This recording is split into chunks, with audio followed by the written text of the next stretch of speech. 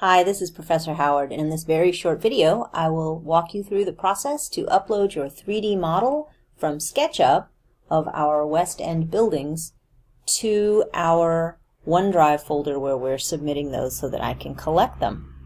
So this is when you get to the step in the lab, which is step 3, where you return to Sketchup and save your model as an SKP file, which is just the default Sketchup file format.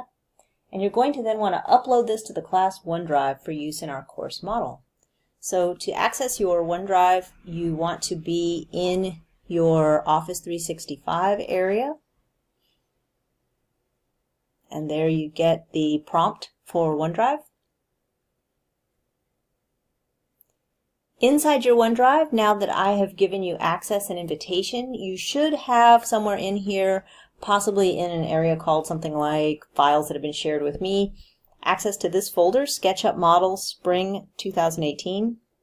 You want to go inside the folder and then simply using this upload indicator here at the top, you want to go ahead and use that to pull up your file from your computer hard drive. So this is extremely straightforward, and I just wanted to walk you through it in case there's anyone who hasn't tried using OneDrive for file sharing before.